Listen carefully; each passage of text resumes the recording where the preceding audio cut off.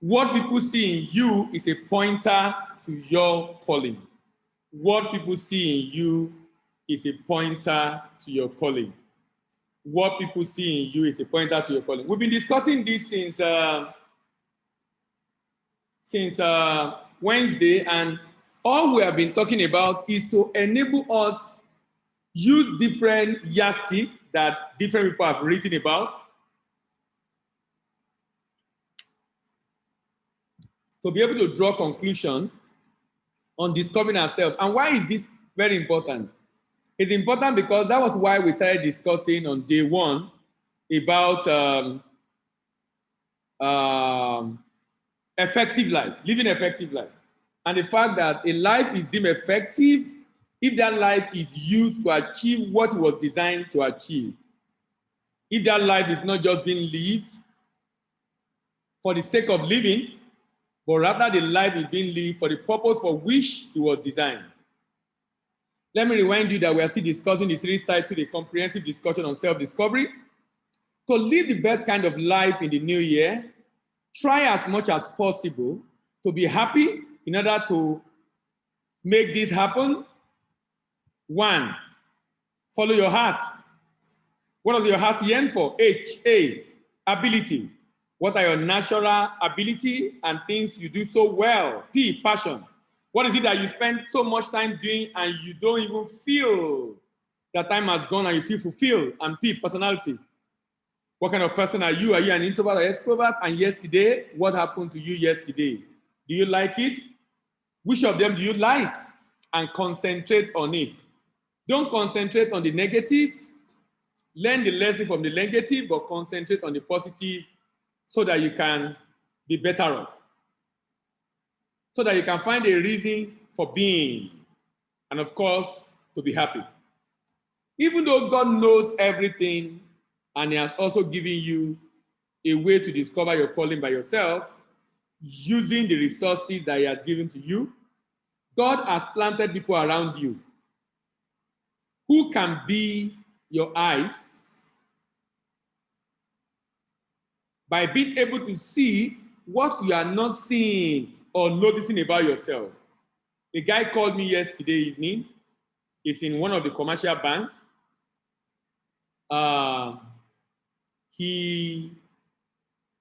His boss called him saying, you are going to head export desk in the new year.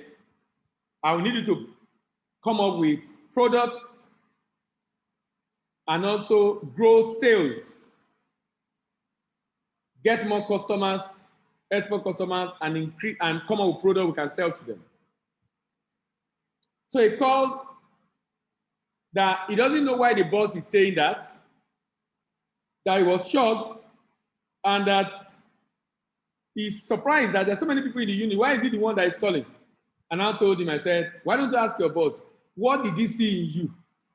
So that if you are not seeing it yourself, you can use that to encourage yourself and believe you can do what he's telling you to, what she is telling you to do.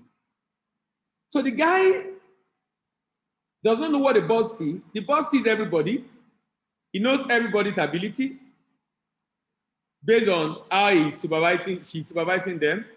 But she has chosen this guy that is the one to help that new desk. But the guy does not feel capable, even though the boss thinks he is capable. What am I trying to say in essence? I'm basically saying that the fact that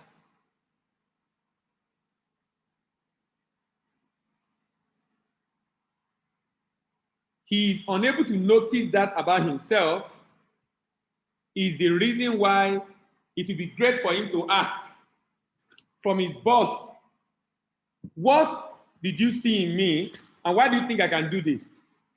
I'm telling that story to say that there are things you can do, there are potentials that you have that you are not even aware you are capable of doing.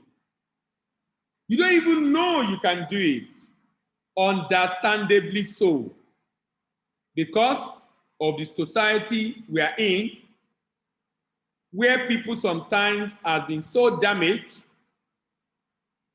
and are unable to see what they have in themselves And sometimes it takes someone on the outside to show you what you've got that you're not even aware that you have in the first place. What am I trying to say? What I'm trying to say in essence is that you might be able to discover your calling by someone around telling you. And you know, sometimes it might be a mentor that will tell you. Sometimes it might be a friend that will tell you. Sometimes it might be a parent that will tell you. Sometimes it might be even be God that will speak to you, like the case of Gideon. When God was telling him about the fact that, look, you have to deliver your people from the hand of the enemy. And he said, who am I? And God said, he's a man of valor. You can't see that in him. Even the case of Moses also. God had to convince Moses. You know, it's interesting about Moses. Moses knew somewhere in his heart that he was called to the children of Israel. But when God now called him and told him that it's time, he didn't want to go. He was afraid. He was afraid. Why was he afraid?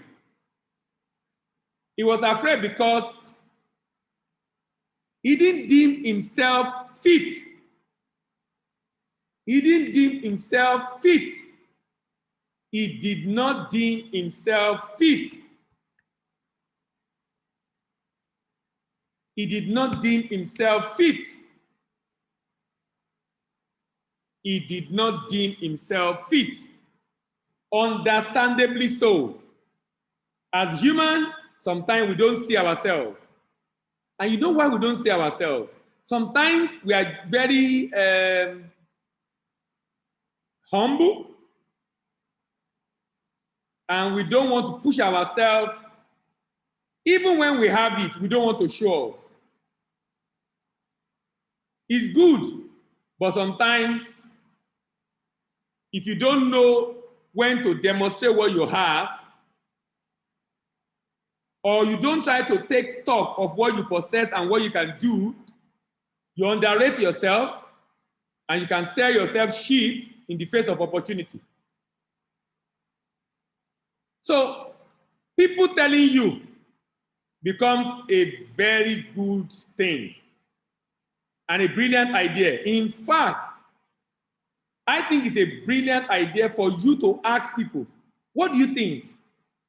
What do you think? What do you have to say about me? Do you think I can do this? And what you probably are not seeing about yourself, someone will point your attention to it. So, at least if you have been very, how do I describe it now? Very humble in not acknowledging what you can do, maybe someone else will acknowledge you and say, yes, you can actually do it. You can actually do it. You can actually do it.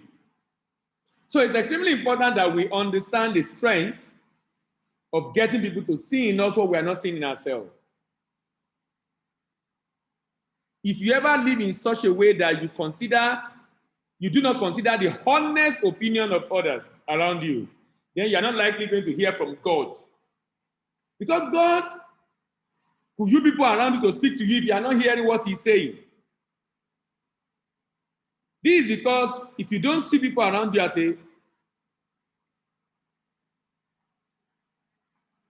being honest to give you an honest opinion about yourself, then you are given a reason to also not hear what God is saying to you. And sometimes this is caused by pride. This is caused by pride.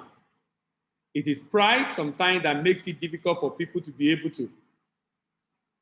The way God works is that he will not do for you what he has given you people around to do, what he has given you power to do for yourself, or what he has made provision for in your environment.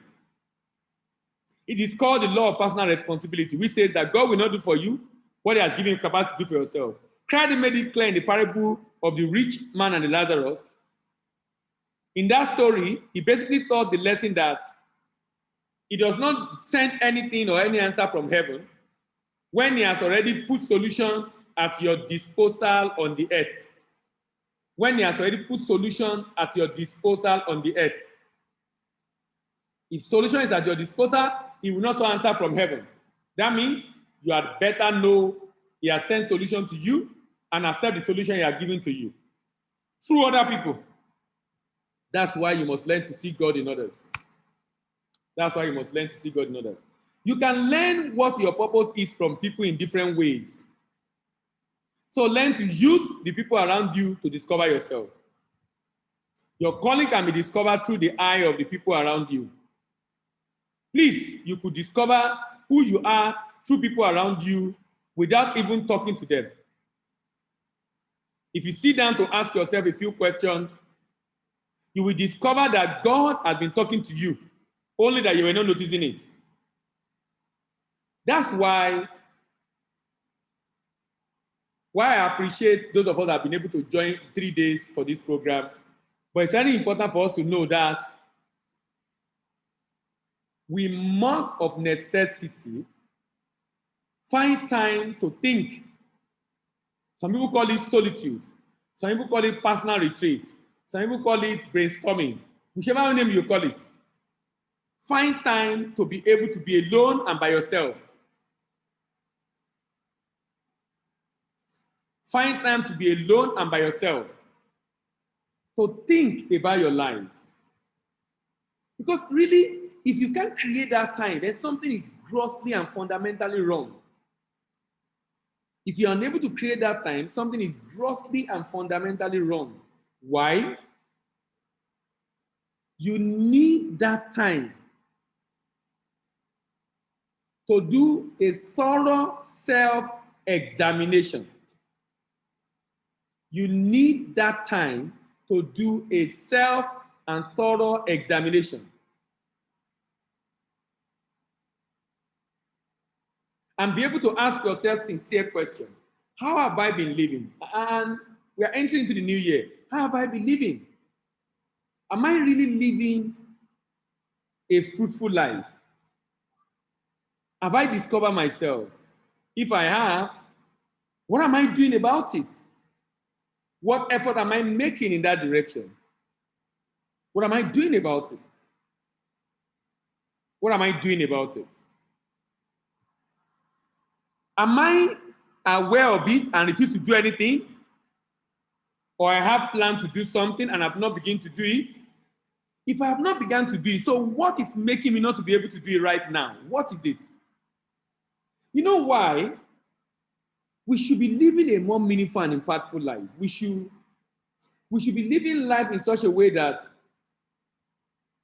we are not just existing. And our life should not be determined by what to eat and what to drink. Because that is survival. And our life is not created for survival. We should be thinking of things bigger, greater, that we need to do with our lives. And the only way that will happen is when we have some time for examination. Sometimes it might be in the night. Just especially when everywhere is quiet and you're just thinking about life, about yourself, about the future. I try to wake up early. Sometimes I wake up 2 a.m., 3 a.m., sometimes 4 a.m., depending on when I sleep. And I discover I do a lot. Sometimes between 3 and 6 a.m. or 7 a.m., I might do what I probably not be able to do between 8 a.m. and 6 p.m. Because everywhere is just quiet. There is enough, you're fresh, enough time to think. And then if you want to listen to stuff, I also do that, listen to stuff in the morning. Seminars, messages, just stuff to, even some things that I've done also in the past. Just reminding myself of some of those things. Because we have the tendency to forget, even though we've spoken about it. If you are unable to notice God speaking to you through people, then you are not likely to notice when God is speaking to you. Note that God can speak to you through people about your life. About your life. But be rest assured that he wants to speak to you directly. When he begins to speak to people, it's because you were not listening to him. And it's good you validate what anybody is saying. When you are too focused on yourself and your problem, your life alone, you will think that no one cares for you in life. This is why someone said that you find yourself when you are lost in the service of others. So here are some questions. Here are the way to do this asking yourself important questions about what are people saying about you? What do people normally praise you for? Especially when you were growing up. Maybe in secondary school. What do people normally praise you for? What do you do so uniquely that people appreciate you for? What is it? Take time to think about it. Remember your childhood. Pay attention to your childhood. When people don't have much to gain from you. So they are not saying it because they are psychophants. They are saying truth about what they can see. This statement can be a guide for you because at that time you were young and not many people are your rival trying to get favor from you. Whatever they are expressing is most likely their sincere opinion about you. You can also ask people who are sincere with you, what they love you for. What do they love me for? What do they like about me? What do they like about me? Why do people don't like me? What is it that people don't like me for? What are the things that people dislike about me?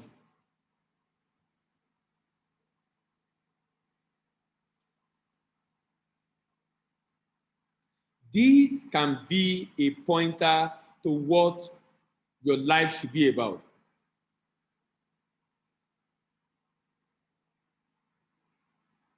Why do people envy you or jealous of you?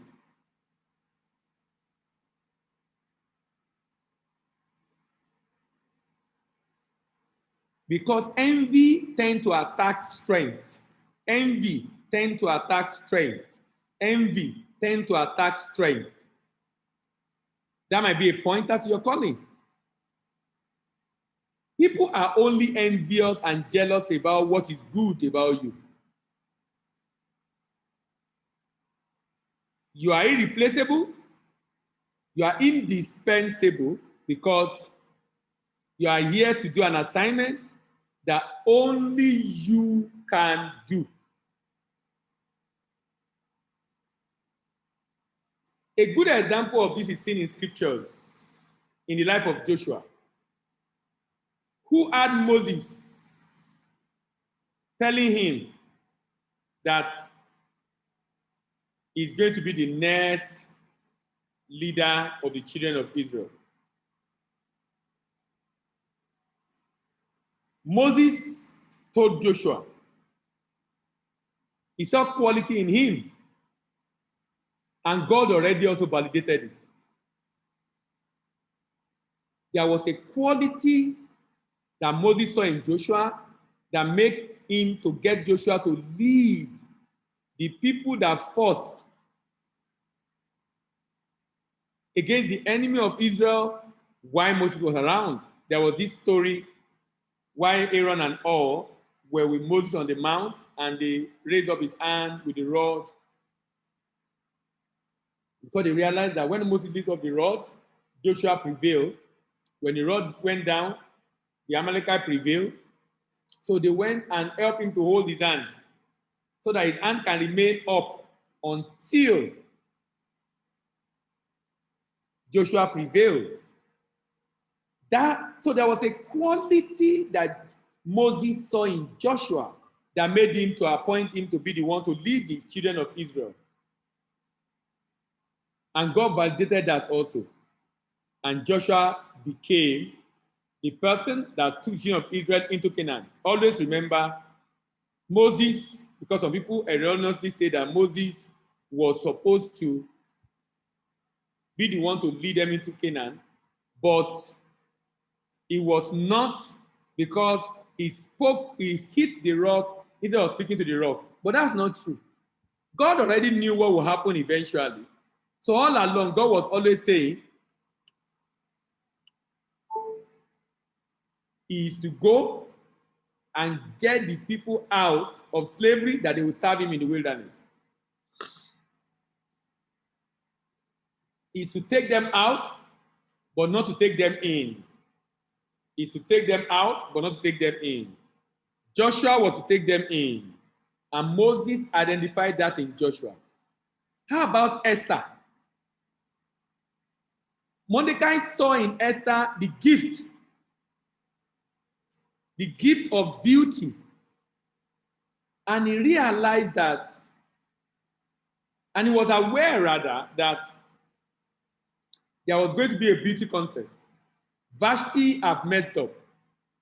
He has disappointed the husband. The husband is crossed with her. The husband wants to demote her from being king. The husband now wants another queen. But the husband, the king, needed the best. So he needed virgins who are going to be fed, given enough material to take care of themselves for a year. After which they will come and do the beauty contest. Mordecai was aware. And Mordecai had seen the gift in Esther. So he said, you need to be part of them. Esther was probably not aware, or probably aware, but does not think that he should be part of them. But Mordecai saw in Esther what Esther did not see in herself, and advised her to join the contest. And he joined the contest. And guess what? She won. She won. She won. She won.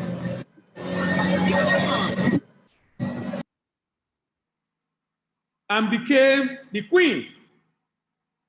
And was able to fulfill her destiny in saving the children of Israel from being wiped out by the plan of Haman. Another good example is Naomi and Ruth. Naomi saw a great quality in Ruth and advised Ruth. And Ruth took that advice.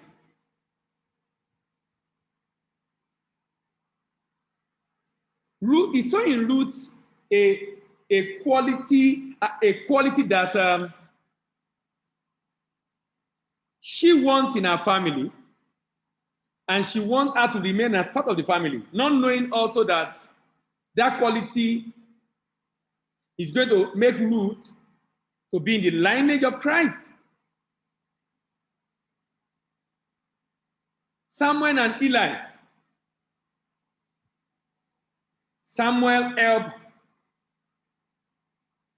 Eli helped Samuel to discern the voice of God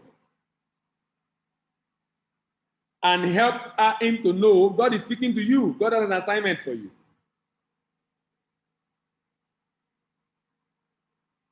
Mary also had a cousin called Elizabeth around her. She needed a validation and confirmation of what the angel told her.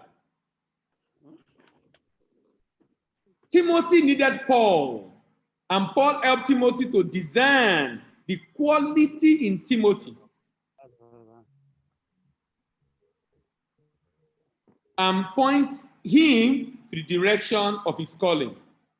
Same for Elisha and Elijah.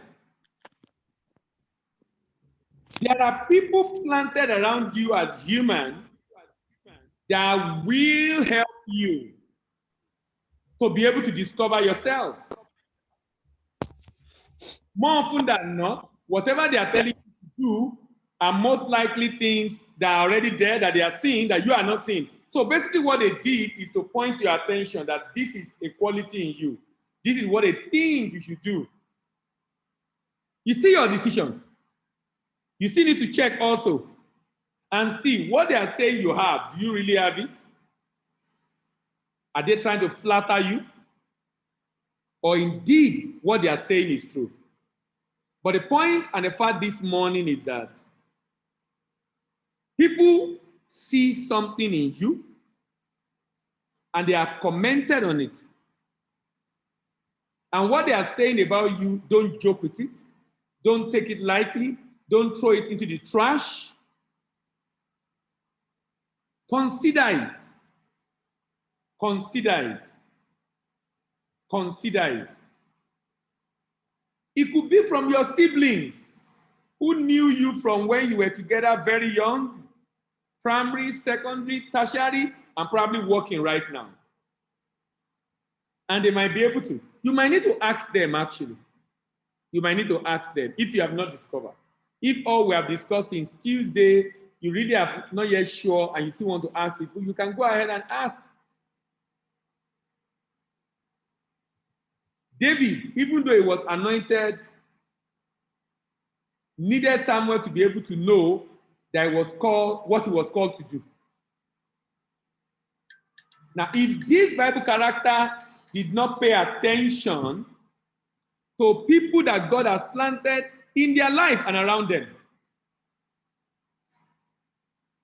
in their life and around them, maybe they will have missed their destiny.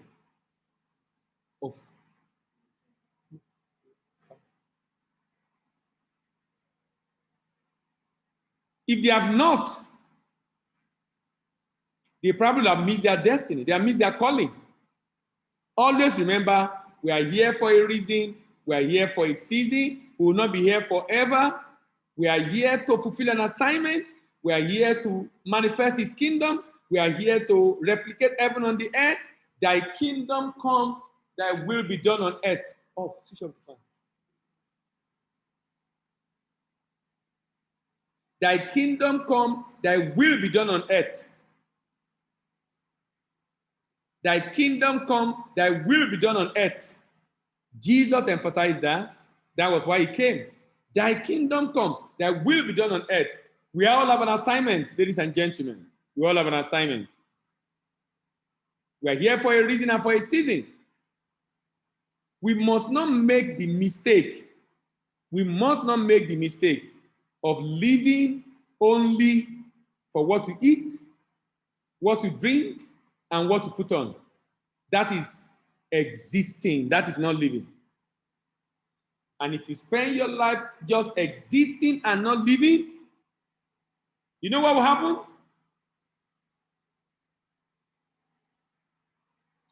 You will not like what you see at the latter life or latter end of your life. You will not like what you see. Because you just realize that, how is it that people come into this world,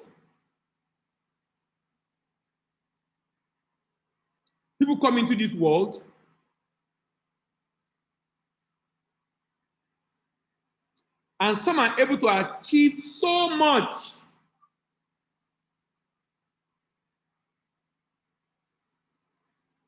Some are able to achieve so much, and some are able to achieve so little. You know why? It's all about, number one, what we discover about ourselves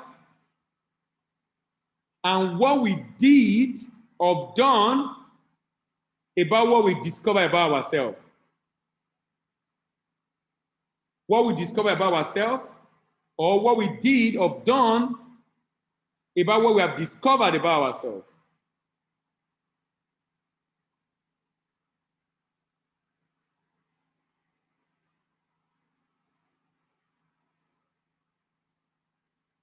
Because people don't understand that life is a science that needs to be learned, people live life by default, not by design. People live life based on feeling, not based on thinking.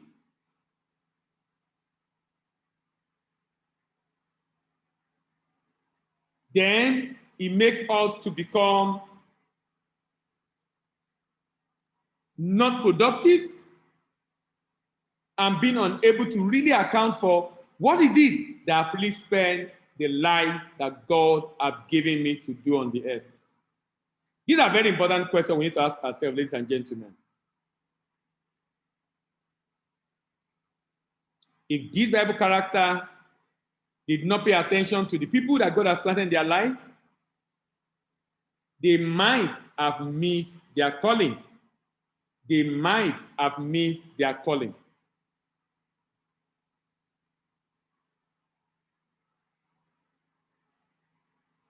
You know, I realized that there's something about me in terms of teaching, training, and dissemination of knowledge when I get compliment from my students. You know, when I was serving, when I finished lecture, my student will clap. That was in Jigawa State, School of Nursing students. When I finished teaching them, they will clap, sometimes stand up and clap. So I was asking myself, try to interview them. They were just impressed. They enjoy it. It helped them to learn and master all that is being said. So at the end of the day, it makes it a lot easier for them to be able to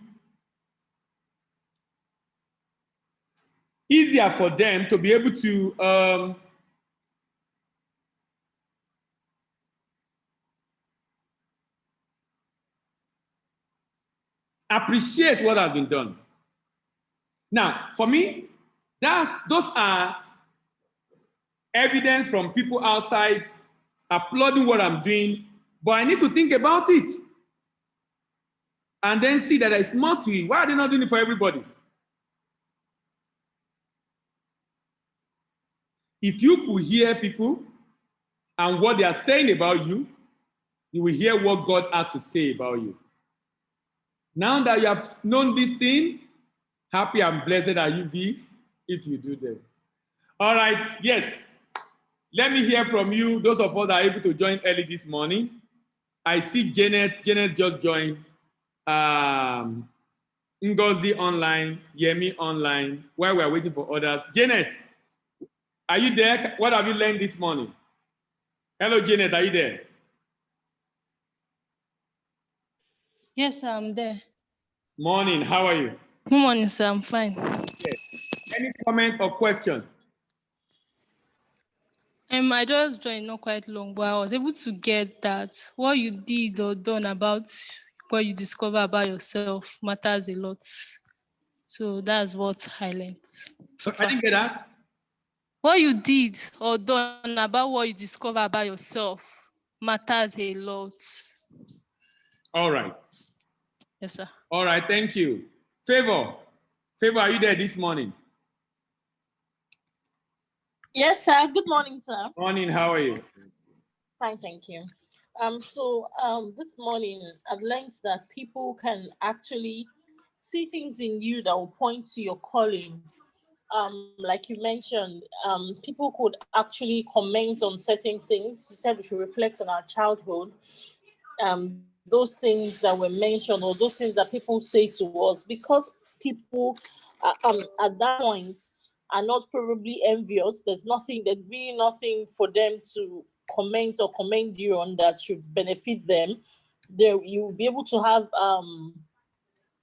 truths about yourself.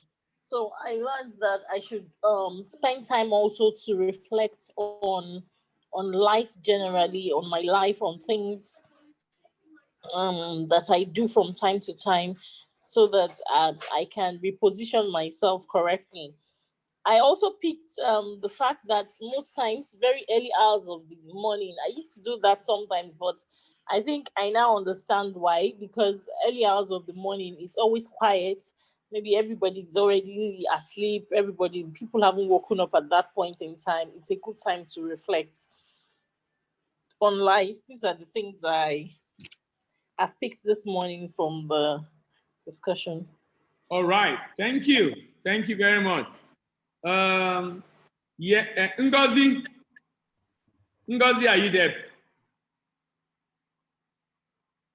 Hello, Ngozi.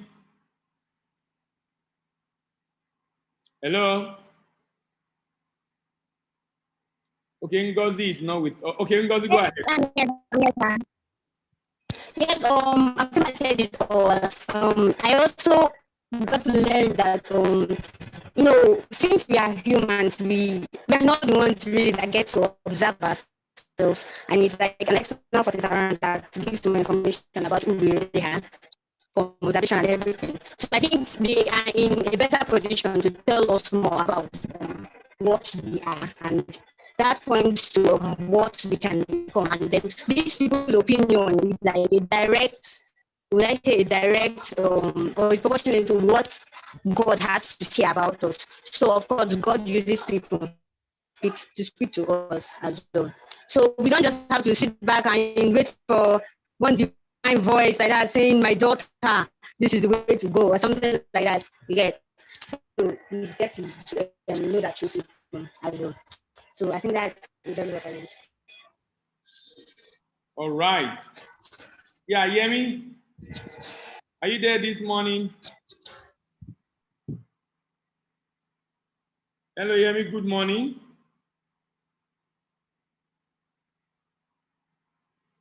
Hello, Yemi. Are you there? Okay, I'm not sure Yemi is there, or maybe she's busy at work. All right. Yes. Chidi. You have a question? Okay. Position that the role that people play in order to ourselves, like I said, is very critical one because as human beings, like as depending on each other, so people get to observe things about us that we do know, and so reaching out to them to get feedback is very important. Well, my question basically is, like you said, honest feedback are what you're looking out for, right? Yes. Then, so getting feedback from people, it's not every time they are always going towards the same direction. It might be, for example, you another person that people come to meet when they have problems. You say what? For example, another person that people come to meet if they are having challenges to Okay. get your input and something there. Okay. So, but something like that is very generic. So you cannot necessarily point at a specific part of you that you can actually hold on to. And then you get what I'm saying. Why is it that you are the one they are coming to meet? It could be that you are the one available at the moment. But even though like we are the one available at the moment. So what I'm going to bring out is Give me an example of the setting.